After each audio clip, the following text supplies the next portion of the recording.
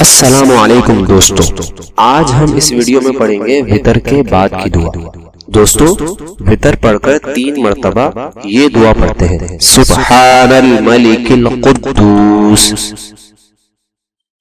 اور نماز فجر اور نماز مغرب کے بعد رسول اللہ صلی اللہ علیہ وسلم نے ارشاد فرمایا کہ نماز فجر اور نماز مغرب کے بعد کسی سے بات کرنے سے پہلے اگر 7 مرتبہ اللہم اجرنی من النار پڑھ لیا جائے تو اس دن یا اس رات میں اگر وہ شخص مر جائے تو دوزخ سے ضرور خلاصی ہوتی ہے۔